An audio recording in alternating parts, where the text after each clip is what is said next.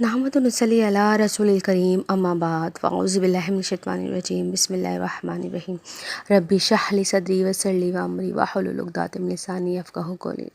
अस्सलामु अलैकुम मोअज़्ज़िज़ सामीन, उम्मीद करती हूँ आप सब खैर आफ़ियत के साथ होंगे और अल्लाह ताला से यही दुआ है कि हम सबको खैर आफ़ियत के साथ रखे। आज हम एक बार फिर एक नए टॉपिक के साथ हाजिर हैं। पहले हमने बात की थी कुरान अहमद की फ़ज़ीलत के बारे में, कुरान के तारुफ़ के बारे में। आज हम बात करेंगे तिलावत कुरान के ज़ाहिरी अदाब के बारे में और इनको महलूज़ ख़ातिर रखना क्यों ज़रूरी है। जब कलाम पढ़ा जाता है और हम सुनते हैं कि कोई बात हमसे कही जा रही है, कोई हमसे मुकालमा कर रहा है और कह रहा है कि ए मेरे बंदे, ए मेरी बंदी, इसको सुनो। जब हमसे कहा जा रहा है तो फिर इस बात का जवाब भी दिया जाना चाहिए। कोई गूंगा या बहरा होगा जो जवाब ना देगा, या अंधा होगा जिसे दिखाई ना देगा। कुरान ने खुद कहा है कि ये लोग अंधे और बहरों की तरह कुरान से गुजर जाते हैं, इन पर इसका कोई असर नहीं होता। लेकिन गोश्त पोश के इंसान उसे उसका महबूब, उसका रब, उसका मालिक कलाम कर रहा हो और उसका कोई जवाब इसकी तरफ से ना हो, ये बड़ी अजीब बात है। दिल का जवाब ये है कि इस पर वही कैफियत तारी हो जाए जो कैफियत इस कलाम के अंदर मौजूद है। ज़बान का जवाब ये है कि आयत सुनने के बाद इनका जवाब दिया जाए। बहुत सारी आयत पर तो नबी करीम सल्लल्लाहु अलैहि वसल्लम ने ख़ुद तालीम दी है कि जब वो आयत पढ़ी जाती तो उनका जवाब दिया जाएगा। अगर आयत पढ़ी जाए कि अल्लाह सब हाकिमों से बढ़कर हाकिम नहीं, सूरह 3 की आयत नंबर 8 है। आदमी कहे भला क्यों नहीं, फ़बिअय्यि आलाए रब्बिकुमा तुकज़्ज़िबान वाली जो आयत होती है सूरह रहमान, जब सुनो तो भी जवाब देने की तालीम दी गई है। इसी तरह की और बहुत सारी आयतें हैं। ये पहलू तो आयत का जवाब देने का है, लेकिन जिन सहाबाए कराम ने रात की नमाज में नबी करीम सल्लल्लाहु अलैहि वसल्लम के साथ शिरकत की, वो बयान करते हैं कि आप सल्लल्लाहु अलैहि वसल्लम की तिलावत कुरान का अंदाज़ ये था कि अगर कहीं अल्लाह ताला की सिफ़ात का ज़िक्र आता तो आप सुबहान अल्लाह कहते, कहीं अल्लाह ताला की इनामात का ज़िक्र आता तो अल्हम्दुलिल्लाह फरमाते, कहीं उसकी नेमतों का ज़िक्र आता तो आप रुक कर इसका सवाल फरमाते और उसको मांगते, और कहीं इसके अज़ाब का ज़िक्र आता तो आप इस पर पनाह मांगते। आप हर चीज़ का फ़ौरन जवाब ज़बान से दिया करते।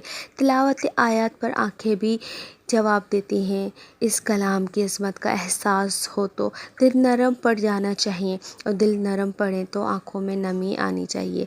इसलिए हदीस है कि कुरान पढ़ो तो रो ना सको तो रोने की कोशिश करो, और अगर हो सके तो इस कैफियत को तारी करो। कुरान का अदब और ताज़ीम ज़रूरी है। इसमें किबला रू बैठना, वज़ू करना, सर झुका कर बैठना, ये सब बातें शामिल हैं, लेकिन इस अदब को इस हद तक ना बढ़ाया जाए कि तिलावत को ही तर्क कर दे। मसलन ये कि वज़ू नहीं है और बग़ैर वज़ू की तिलावत नहीं हो सकती। तिलावत के बहुत सारे मदारिज हैं। एक दर्जा तरतील है जिसका कुरान ने ख़ुद हुक्म दिया है, और कुरान को खूब ठहर ठहर कर पढ़ो। मतलब ये है कि खूब ठहर ठहर कर पढ़ने, समझ कर पढ़ने, जज़्ब करके पढ़ें और अच्छी तरह पढ़ें, लहान के साथ पढ़ें और ज़ौक़ व शौक़ के साथ पढ़ें। तरतील का उर्दू या अंग्रेज़ी में तर्जुमा नहीं हो सकता। तरतील में ये सब मफ़हूम शामिल हैं। पाकीज़गी भी ज़रूरी है। इसके लिए हमारे यहाँ दीनी लफ्ज़ तहारत है। तहारत के एक मायने ज़ाहिरी तहारत के हैं जो फ़िक़्ह के अहकाम से हासिल होती है। इसके दूसरे मायने बातनी तहारत के हैं। बातनी तहारत ये है कि दिल इन चीज़ों से पाक हो जो अल्लाह को नापसंद है, अखलाक इन चीज़ों से पाक हो जिन्हें अल्लाह ने नापसंद फरमाया है, ज़बान उन चीज़ों से पाक हो जो अल्लाह को नापसंद है, माल उन चीज़ों से पाक हो जिनसे अल्लाह ने मना फरमाया है और हराम ठहरा है, ग़िज़ा इस लुक़्मे से पाक हो जो अल्लाह के नज़दीक नापाक है। यह भी पाकीज़गी के मायने हैं। और जब तक ये ना हो कुरान अपने दरवाज़े नहीं खोलता। अल्लाह से ताल्लुक़ भी बहुत ज़रूरी है। सब कुछ इसके हाथ में है, और हदीस के अंदर बेशुमार दुआओं की तालीम दी गई है। इन सब दुआओं को आप किताबों से हासिल कर सकते हैं, उनको याद कर सकते हैं और उनको पढ़ने का एहतमाम कर सकते हैं। कुरान को समझना भी अहम है। ये आप ना समझेंगे, समझे बगैर कुरान का फ़ायदा हासिल ना होगा। तो تو صحیح، لیکن پورا فائدہ حاصل نہیں ہوتا۔ لیکن قرآن صرف سمجھنا اور علم ہی کافی نہیں ہے، اس کے لیے بے شمار لوگ ہیں جو بغیر سمجھے بھی قرآن سے بہت کچھ حاصل کر لیتے ہیں، اور بہت سارے لوگ ہیں بہت کچھ سمجھنے اور علم حاصل کرنے کے باوجود اس سے کچھ حاصل نہیں کر پاتے۔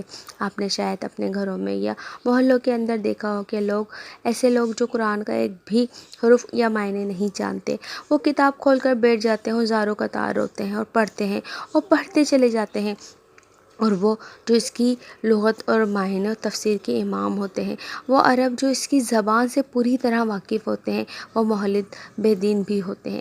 اس لیے صرف زبان کا جاننا اور سمجھ لینا کافی نہیں ہے، ظاہر ہے اس کے لیے ایمان اور بہت ساری چیزیں ضروری ہیں۔ میں نے تو اندھوں کو بھی دیکھا ہے کہ بیچارہ پڑھنا نہیں جانتا لیکن لائنوں پر انگلی پھیرتا جاتا ہے اور آنکھوں سے آنسو جاری ہو جاتے ہیں۔ یہ اللہ کا کلام ہے، دوسرے کلاموں کی طرح کا کلام نہیں، اور نہ دوسری کتابوں کی طرح کی ہی کتاب ہے۔ البتہ سمجھنا بھی ضروری ہے۔ ہر مسلمان پر فرض ہے کہ خود قرآن کو سمجھے اور معنی معلوم کرے اور پھر اس سے آگے بڑھے۔